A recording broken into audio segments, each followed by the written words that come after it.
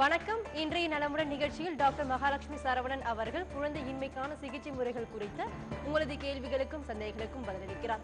நீங்கள் உங்கள் டிவி ஸ்கிரீன்ல பிளாஷ் ஆகிட்டு இருக்க தொலைபேசி எண்களுக்கு உடனே டயல் செய்து உங்கள் கேள்விகளை கேட்கலாம்.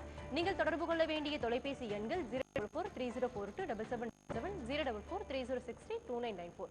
வணக்கம் டாக்டர். வணக்கம். இன்னைக்கு நம்ம ஃபுல்லா பேச போறது குழந்தையின்மைக்கான ட்ரீட்மெண்ட் பத்தி பேச போறோம் டாக்டர். ஃபர்ஸ்ட் ஒன் வந்து IUI ட்ரீட்மெண்ட் எப்படி சக்சஸ் பண்றது டாக்டர்?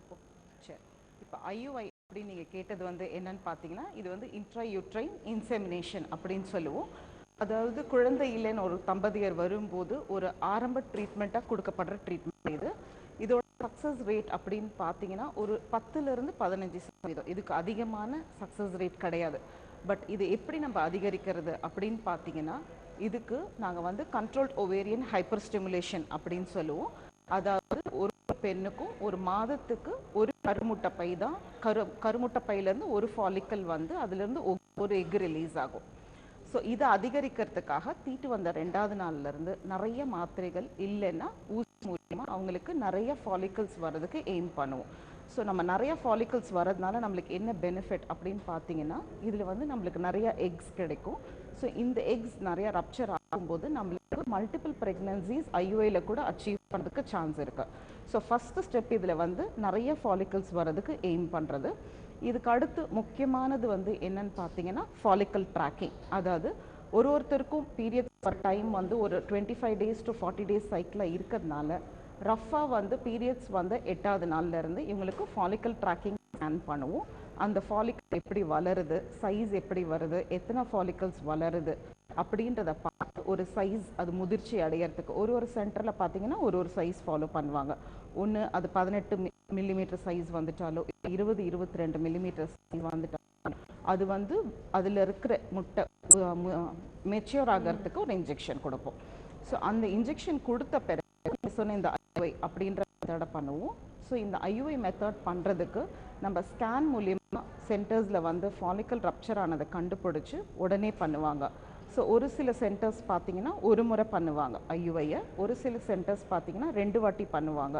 ஸோ ஒன்று எக் ரப்சர் ஆன உடனே அண்ட் எக் ரப்சர் ஆன அடுத்த நாள், இல்லை எக் ரப்சர் ஆகிறதுக்கு முன்னாடி, இல்லை எக் ரப்சர் ஆகி ரிலீஸ் ஆன அடுத்த நாள், அந்த மாதிரி 2 வாட்டி பண்ணுவாங்க. ஸோ இப்போ எங்கள் சென்டரில் பார்த்தீங்கன்னா ஒரு வாட்டி பண்ணினாலே சக்ஸஸ் ரேட் பரவாயில்லைன்ற மாதிரி இருக்கும். பட் இன்னும் அதிகரிக்கிறதுக்காக நாங்கள் வந்து 2 முறை பண்ணுறோம். அதாவது அந்த எக் ரப்சராக ரிலீஸ் ஆகிறதுக்கு ஒரு வாட்டி முன்னாடியும் ஒரு வாட்டி அடுத்தும் பண்ணுறோம். ஸோ இதில் மெயினாக பார்த்தீங்கன்னா அந்த விந்து ரெடி பண்ணுற மெத்தடும் ரொம்ப முக்கியம். ஸோ ஸ்பெர்ம் ப்ரிப்பேர் பண்ணுறதுக்கு நிறைய மெத்தட்ஸ் இருக்குது. ஸ்விம் அப் மெத்தட் இருக்குது, ஸ்விம் டவுன் மெத்தட் இருக்குது. ஸோ இது வந்து எல்லா பேஷண்ட்ஸ்க்கும் நம்ம வந்து ஒரே ஒரு மெத்தடை ஃபாலோ பண்ண முடியாது. ஸோ இதையும் நாங்கள் வந்து இண்டிவிஜுவலைஸ் பண்ணிவிடுவோம். அதாவது நல்ல சாம்பிள் கவுண்ட் இருந்தால் ஸ்விம் அப் மெத்தட் எடுத்துக்குவோம். ரொம்ப நல்ல சாம்பிள் கவுண்ட் இல்லை, நல்ல அதில் மூமெண்ட் இல்லை, மொட்டிலிட்டி இல்லை, அண்ட் அதில் நார்மலாக இருக்கக்கூடிய ஸ்பெர்ம்ஸும் அதிகமாக இல்லைன்னா ஸ்விம் டவுன் மெத்தட் செலக்ட் பண்ணிக்குவோம். ஸோ ஒரு பேஷண்ட்க்கும் ஒரு கஸ்டமைஸ் ப்ரோட்டோக்காலில் பண்ணி அண்ட் மெயினாக வந்து இன்செமினேட் பண்ணுற முறை ரொம்ப முக்கியமாக இருக்கும். அதாவது அந்த விந்தை நம்ம எப்படி எடுத்து உள்ளார போடுறோமோ அப்போ வந்து நம்ம ரொம்ப ஸ்லோவாக போகணும், கெத்தீட்டர் எந்த விதத்துலையும் இன்ஜுரி ஆகக்கூடாது, எவ்வளோ தூரம் ஜென்டிலாக பண்ணுறோம் அப்படின்றது ரொம்ப முக்கியம். ஸோ இந்த மெத்தடில் வந்து சக்ஸஸ் ரேட் ரொம்ப அதிகமாக இல்லாததுனால நம்ம வந்து இந்த அளவுக்கு எல்லா ஒரு பேஷண்ட்க்கும் இம்பார்ட்டன்ஸ் கொடுத்து பண்ணினோம்னா தான் நம்மளால சக்ஸஸ் ஒரு 15 மேக்ஸிமம் ஒரு 20% வரைக்கும் நம்மளால ஸ்ட்ரெச் பண்ண முடியும். டாக்டர் இதை பற்றி தொடர்ந்து பேசலாம் டாக்டர். ஒரு காலர் லைனில் வெயிட் பண்ணிட்டு இருக்காங்க. வணக்கம் ஜான். ஹலோ, வணக்கம் சார். டாக்டர் இப்போ வந்து IUI ட்ரீட்மெண்ட் சக்ஸஸ் பண்ண முடியும்னு சொன்னீங்க. எத்தனை தடவை பண்ணணும் டாக்டர்? இப்போ ஒருத்தருக்கு ஃபெயிலியர்ஸ் ஆகும் சொன்னால் 2 times ஃபெயிலியர் ஆகும்னு சொன்னீங்க. எத்தனை தடவை பண்ணால் சக்ஸஸ்க்கு ரேட்டிங் தெரியும் டாக்டர் நம்மளுக்கு? நம்ம வந்து எத்தனை சைக்கிள்ஸ் பண்ணுறோம் அப்படின்றது அந்தந்த கப்பலை பொறுத்து இருக்குது. திரும்ப பார்த்தீங்கன்னா இப்போ ஒரு சில கப்பல்ஸ்க்கு 3 மாதம்னு சொல்லி நாங்கள் டார்கெட் ஃபிக்ஸ் பண்ணிவிடுவோம். அதாவது இந்த கப்பல் 3 சைக்கிள்குள்ளார கன்சீவ் ஆகலைன்னா இவங்க அடுத்த ஹையர் அண்ட் ட்ரீட்மெண்ட் ப்ரொசீட் பண்ணணும்னு சொல்லிவிடுவோம். பட் இது ரொம்ப யங் கப்பல்ஸு, அவங்களோட ஃபெலோப்பியன் டியூப்ஸ் நல்லா இருக்குது, அவங்களோட மேல் ஃபேக்டர் ஹஸ்பண்ட்க்கும் ஸ்பெர்ம் கவுண்ட்ஸ் நல்லா இருக்குன்னா மினிமம் 6 சைக்கிள்ஸ் ட்ரை பண்ணிவிட்டு அப்புறம் அவங்களுக்கு ஒரு பிரேக் கொடுத்துட்டு ஃபர்தராக அடுத்த ட்ரீட்மெண்ட் போகிறதா இல்லை வெயிட் பண்ணிவிட்டு திரும்ப IUI ட்ரை பண்ணுறதான்றதை நம்ம அவங்க கூட ஒரு கவுன்சிலிங் கொடுக்கலாம். தொடர்ந்து பேசலாம் டாக்டர். இன்னொரு காலர் லைனில் வெயிட் பண்ணிட்டு இருக்காங்க. வணக்கம் தீபா. வணக்கம் மேடம். வணக்கம்மா. உங்கள் சந்தேகம் டாக்டர்கிட்ட கேளுங்க. டாக்டர் சொல்லுங்க தீபா. டாக்டர், நான் கல்யாணம் ஆகி எங்களுக்கு 2 வருஷம் ஆகுது. சரிம்மா. பீரியட்ஸ்ல எனக்கு ரெகுலர் தான். சரிம்மா. என்னோட ஹஸ்பண்டுக்கும் கவுண்ட் எல்லாமே கரெக்டா இருக்கு. நான் செக்கப்புக்கு போனேன். அப்புறம் ஓவரிஸ் பைலேட்டரல் பாலிசிஸ்டிக் ஓவரிஸ்னாங்க. மினிமம் 1 தான். புரியலம்மா. Bilateral polycystic ovaries minimum 1 point something தான் இருக்குன்னு சொன்னாங்க 2 ஓவரிஸ்லயுமே. ஓவரிஸோட சைஸ் கம்மியா இருக்குன்னு சொன்னாங்களாம்மா?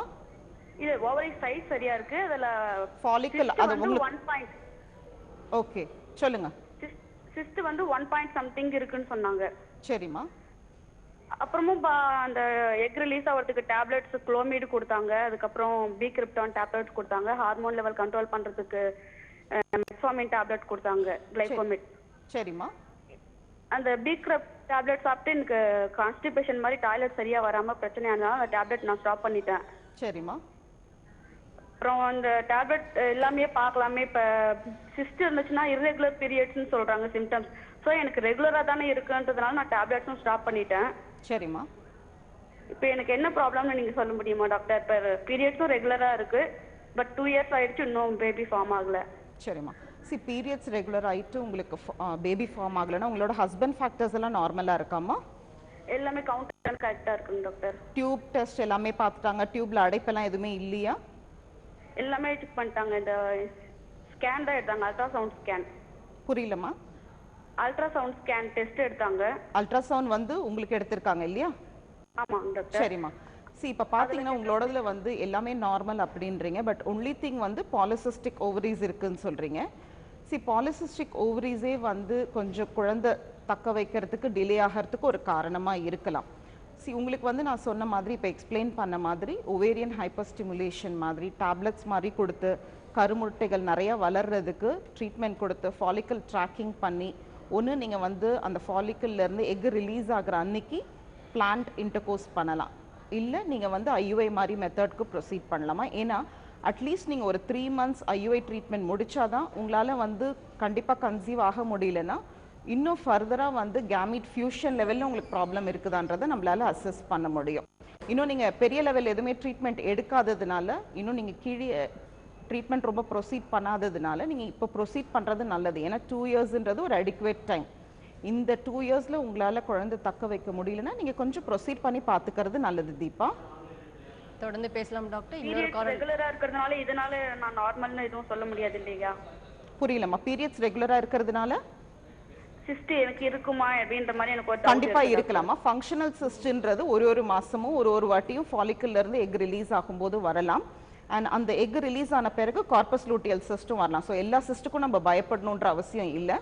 மினிமம் 3 to 4 centimeters வரைக்கும் சிஸ்ட் வரக்கூடியது நார்மல் தாம்மா.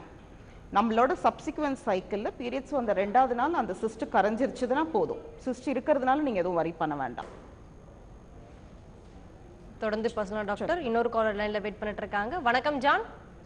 வணக்கம், நான் ஜான் பேசுறேன் காஞ்சிபுரத்துல இருந்து. சொல்லுங்க சார், உங்க கேள்வி என்ன டாக்டர்கிட்ட கேளுங்க. ஹலோ, சொல்லுங்க ஜான். நான் காஞ்சிபுரத்துல இருந்து பேசுறேன். என்னுடைய பேர் ஜான். நான் டாக்டர் ஜெயக்குமாரோட இந்த டிவியில ப்ரோக்ராம் பார்த்தேன். சொல்லுங்க. நான் ஒரு கார்டியாலஜி பேஷண்ட் லாஸ்ட் 20 years.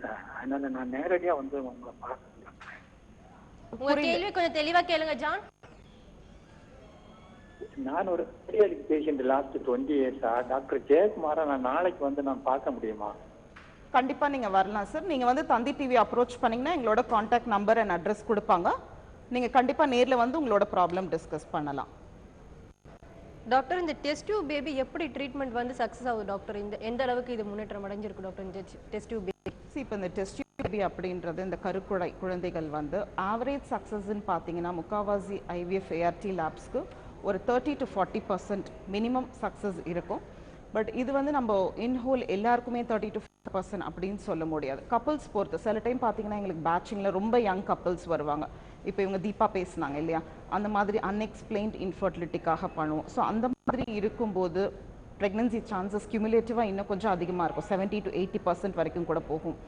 சில டைம் ரொம்ப ஓல்டேஜ் கப்புள்ஸ் வருவாங்க. ஸோ ஓல்டேஜ் அந்த 40+ அந்த மாதிரி கப்புள்ஸை ஹேண்டில் பண்ணும்போது இன்னும் கொஞ்சம் 15-20% வரைக்கும் கூட சக்ஸஸ் ரேட் நம்மளுக்கு குறையலாம். சில டைம் இந்த தேர்ட் பார்ட்டி ரீப்ரொடக்ஷன் அப்படின்னு சொல்லுவோம். அதாவது எக் சரியில்லாதவங்களுக்கு மற்றொருத்தரோட டோனர் எக் எடுத்து பண்ணுறது, ஸ்பெர்ம் இன்னொருத்தரதை எடுத்து பண்ணுறது, இல்லைன்னா சரகேசி ப்ரோக்ராம், ஒருத்தருடைய கருவை வந்து இன்னொருத்தரோட கர்ப்பப்பைக்குள்ளார செலுத்துறது. ஸோ அந்த மாதிரி போகும்போது நம்மளுக்கு சக்ஸஸ் ரேட் இன்னும் அதிகமாக இருக்கும். ஸோ இது இன் ஜென்ரலாக இதுதான் இதுக்கு சக்ஸஸ் ரேட்னு எங்களால் சொல்ல முடியாது. இண்டிவிஜுவலைஸ்டாக பார்த்தீங்கன்னா கண்டிப்பாக ட்ரீட்மெண்ட்டில் ரிசல்ட்ஸ் பெட்டராக இருக்கும். தொடர்ந்து பேசலாம் டாக்டர். இன்னொரு கால் லைன்ல வெயிட் பண்ணிட்டு இருக்காங்க. வணக்கம் மாலதி. மேம் வணக்கம் மேம். வணக்கம்மா, உங்க கேள்வி என்ன டாக்டர்கிட்ட கேளுங்க. டாக்டர் எனக்கு வந்துட்டு ஏஜ் 23 ஆகுது டாக்டர். நான் ஏஜ் அட்டன் பண்ணப்போ இருந்தே ரெகுலர் பீரியட்ஸ் கிடையாது, இர்ரெகுலர் தான். சரிம்மா. அப்போ வந்து எனக்கு நாங்க எதுவும் அதை பத்தி வீட்லயே எதுவும் சொல்லல, எங்களுக்கும் தெரியல, அதை அப்படியே விட்டுட்டோம் டாக்டர். இப்போ மேரேஜ் ஆகி 7 years ஆகுது, இன்னும் பேபி ஃபார்ம் ஆகல, நிறைய பழக்கம் பார்த்துட்டு இருக்கோம். இடையில கர்ப்பப்பையில நீர் கட்டி இருக்கு அப்படின்னு சொல்லிட்டு சர்ஜரி எல்லாம் கூட பண்ணோம் மேம், ஆனா அதுவும் சக்சஸ் ஆகல எங்களுக்கு. சரிம்மா. நீங்க பண்ண சர்ஜரி வந்து லாப்ரோஸ்கோபிக் ட்ரில்லிங் ஆமா? Yes ma'am. எஸ் மேம், அதான் மேம். சரிம்மா. உங்களோட பாடி வெயிட் எவ்வளோ இருக்கு மைத்திலி? Wait 65 ma'am. சரி, உங்க ஹைட் சுமாரா எவ்வளோ இருக்குமா? ஹைட் வந்து 5.7 மேம். ஓகே. சரி, உங்களுக்கு இர்ரெகுலர்னா எத்தனை நாளைக்கு ஒரு வாட்டி பீரியட்ஸ் வருது? அப்படி வரும்போது எத்தனை நாளைக்கு ப்ளீடிங் நல்லா ஆகுதுமா? மேம் நான் வந்துட்டு முன்னாடி டேப்லெட் அதாவது மெடிசன் சாப்பிடாம இருந்த முன்னாடி ட்ரீட்மெண்ட்க்கு முன்னாடி பாத்தீங்கன்னா ஒரு 6 months இந்த மாதிரி ஆயிட்டு இருந்ததுங்க மேம். சரி. அதுக்கப்புறம் நான் வந்து ட்ரீட்மெண்ட் ஸ்டார்ட் பண்ணதுக்கு அப்புறம் பாத்தீங்கன்னா டேப்லெட் சாப்பிட்டாதான் 1 year ஆனாலும் டேப்லெட் சாப்பிட்டாதான் வருது, இல்லாட்டி வர்றது இல்ல மேம். சரிம்மா. இப்போ உங்களோட பிளட் டெஸ்ட்ல சீரம் FSH, LH இல்ல ஆன்டி முலேரியன் ஹார்மோன் அந்த மாதிரி ஏதாவது பிளட் டெஸ்ட் பண்ணிருக்கீங்களாமா நீங்க இது வரைக்கும்? எல்லாமே பாத்துருக்கோம் மேம். இப்போ வந்து சென்னையில 2 வாட்டி IUI பண்ணோம், சக்சஸ் ஆகல மேம். மறுபடியும் இங்க பக்கத்துல கரூர்ல 2 வாட்டி பண்ணோம், அதுவும் சக்சஸ் ஆகல. இப்போ IVF நாங்க ரெடி ஆயிட்டோம். சரிம்மா. பட் நீங்க இந்த IUI சைக்கிள்ஸ் பண்ணும்போது உங்களுக்கு போதுமான அளவுக்கு ஃபாலிகுலர் growth நல்லா இருந்ததாமா? அது எல்லாமே நல்லா இருந்துச்சு. எத்தனை ஃபாலிகல்ஸ் வந்ததுன்னு உங்களால சுமாரா சொல்ல முடியுமா?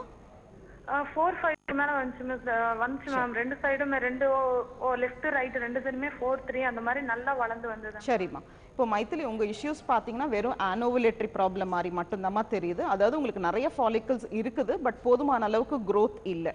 ஸோ அது வளர்றதுக்கு ஒரு ரெசிஸ்டன்ஸ் இருக்கிற மாதிரி தெரியுது. ஸோ டேப்லெட்ஸ் இன்ஜெக்ஷன்ஸ் அந்த மாதிரி எடுக்கும்போது உங்களுக்கு ஸ்டிமுலேஷன் நல்லா ஒர்க் பண்ணுது. அதனால தான் உங்களுக்கு பார்த்தீங்கன்னா நல்லா 4 ஃபாலிகல்ஸ் உங்களுக்கு வருது. பட் என்னென்னா ஒரு 2 IUI 3 IUIல நம்மளால ப்ரெக்னன்சி உடனே அச்சீவ் பண்ண முடியும்னு சொல்ல முடியாது. ஒரு சிலர் பார்த்தீங்கன்னா இதே பாலிசிஸ்டிக் ஓவரிஸ் பிரச்சனைக்கு என்ன டேப்லெட் கொடுத்தாலும் என்ன இன்ஜெக்ஷன் கொடுத்தாலும் ரெஸ்பாண்ட் பண்ண மாட்டாங்க, ஃபாலிகல்ஸ் அவங்களுக்கு வராது. ஸோ உங்களுக்கு ரெஸ்பான்ஸ் இருக்கிறதுனால நீங்கள் கண்டிப்பாக வந்து இதே IUIயை இன்னொரு 3 cycles கூட கண்டினியூவாக செக் பண்ணலாம். இல்லை நீங்கள் ரொம்ப ஆங்ஷியஸாக இருந்தீங்கன்னா நீங்கள் வந்து IVF ICSI ப்ரொசீட் பண்ணுறதுல தப்பு இல்லைம்மா. டாக்டர், இன்னைக்கு நம்ம குழந்தையின்மைக்கான ட்ரீட்மெண்ட்டை பற்றி பேசிட்டு இருக்கோம் டாக்டர். தொடர்ந்து பேசலாம். ஒரு காலர் லைனில் வெயிட் பண்ணிட்டு இருக்காங்க. வணக்கம் ஸ்வாதி. வணக்கம். வணக்கம்மா, உங்க கேள்வி என்ன டாக்டர் கேளுங்க. Good morning madam. சொல்லுங்க ஸ்வாதி. ஆக்சுவலா வந்து எங்க அக்காவுக்கு ஒரு ப்ராப்ளம் இருக்கு. என்னன்னா வந்து இப்போ வந்து குழந்தை பிறந்துடுச்சு, பட் 27 weeksலயே பிறந்துட்டா. Premature baby, IUGR. அண்ட் வந்து பேபி இப்போ நல்லா இருக்கா, 1 year ஆயிடுச்சு. அண்ட் இப்போ ப்ராப்ளம் என்னன்னா அவளுக்கு 24 weeksல ஒரு ப்ராப்ளம் டிடெக்ட் பண்ணாங்க. அது வந்து பிளாசென்டல் டிஸ்ஃபங்க்ஷன். அது வந்து 24லேருந்து அப்படியே 26 போகும்போது க்ரோத் வந்து அப்படியே தான் இருந்தது. 24 weeksலயே தான் நின்றுட்டு இருந்தது. அது ரொம்ப கஷ்டப்பட்டு ஆக்சிஜன் ஹாஸ்பிட்டலைஸ்டாக பண்ணி வந்து 27 weeks வரைக்கும் இழுத்து டெலிவரி பண்ணாங்க. இப்போ என்னன்னா அவள் இப்போ அதுக்கப்புறம் ஓவர் வெயிட் ஆயிட்டா. இப்போ நெக்ஸ்ட் பேபி அவள் பிளான் பண்ணலாமா? பிளான் பண்ணா சேம் இதே ப்ராப்ளம் தான் இருக்குமா? இது என்ன, இது கரெக்ட் பண்ணக்கூடிய ப்ராப்ளமா மேடம்? எனக்கு ஒன்று புரியலம்மா. 24 weeksல என்ன பிரச்சனைன்னு டயக்னோஸ் பண்ணாங்கன்னு சொன்னீங்கம்மா? Placental dysfunction. ஓகே. சரி, நீங்கள் சொல்கிறது வந்து யூட்ரோபிளாசென்டல் இன்சஃபிஷியன்சிமா. அது 13 வாரம் ஆகும்போதே என்ன ஆகும்னா யூட்ரஸில் வந்து பிளாசென்டா போய் நல்லா இம்ப்ளான்ட் ஆயிட்டு போதுமான அளவுக்கு வந்து ரத்தத்தை பாப்பாக்கு சுரக்க ஆரம்பிக்கும். இது வந்து ஆட்டோனாமின்னு சொல்லுவோம். பிளாசென்டல் ஆட்டோனமின்றது 13 வாரத்துலேயும் ஆகிடும். பட்